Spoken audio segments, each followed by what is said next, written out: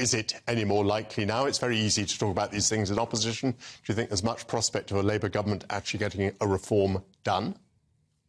Well, I think it's the potential is limited and not dissimilar to that of 2012, because the problem there was, from the perspective of MPs, I think two problems. One was the actual measure itself. Once you get down to the detail, it creates problems. There's a wider problem in terms of MPs, that they see it as a likely challenge to the primacy of the House of Commons if you have an elected second chamber. So those two things came together in 2012. One would envisage them coming together again now. And you can argue going down that route is unnecessary, because some of the problems that have been identified that you've touched upon can be dealt with, but without actually going the whole hog of replacing the existing House with another chamber.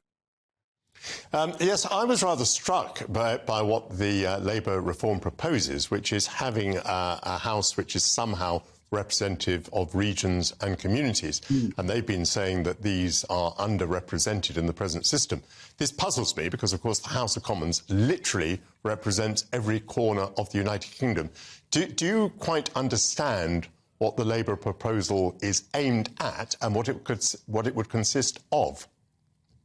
No, not in detail, and for the reasons that you've mentioned, because each part of the United Kingdom already has its representation in the House of Commons as equality through the constituencies. So it's not clear what value would be added by creating a chamber which would comprise basically politicians who would have similar interests to politicians in the Commons. The problem would be, I thought it would squeeze out the current benefits you get from the second chamber, not least the independent element. Over 20% of the House of Lords are crossbench peers that are, in other words, independent. They're no party political affiliation. Whereas once you start appointing elected officials, they stand on a party basis. So you get another house of party politicians.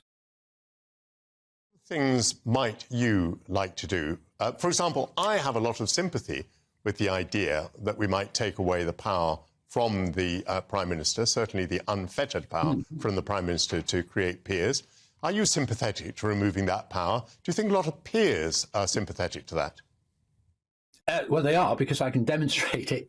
I've introduced a bill designed to address the very problem you've identified. We recognise there is a problem of trust. How do we restore trust? And part of that is the appointments process. I've actually got a bill before the House at the moment, and it got a second reading last month. Overwhelming support in the debate of 27 speakers prior to the Minister. 25 made clear their full support for the bill. And what's that is designed to do is address the very problems that you identified in opening. It's to reform the appointments process, to put the House of Lords Appointments Commission on a statutory basis, to raise the threshold that it utilises for assessing nominees.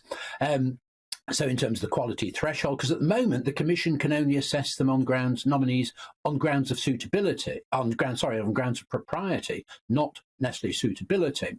And also to give the Commission the capacity to generate other criteria having regard to the diversity of the United Kingdom. It's also designed to make it more transparent and to ensure that a Prime Minister does not make nominations until they've gone through the Commission process, that the Prime Minister or any other party leader nominating peers makes clear the process, the criteria they're utilising for making nominations. At the same time, it imposes on the Prime Minister a requirement to have regard to the need to slim down the size of the House. We accept we're too big. We've agreed unanimously we need to be slimmed down. So the Prime Minister should make nominations on the basis of trying to reduce numbers. For example, if we lose 2 members, Prime Minister would only nominate 1. At the same time, ensuring no one party has an absolute majority of seats in the Lords, and that at least 20% of the membership remains independent members, crossbench peers, so that it's not overwhelmingly a party political house. Philip, I'm very pleased that I asked you that question. Apparently, if you want to reform the House of Lords, there's no reason to wait for a Labour government. You can simply vote through the bill by Lord Norton of Louth in the House.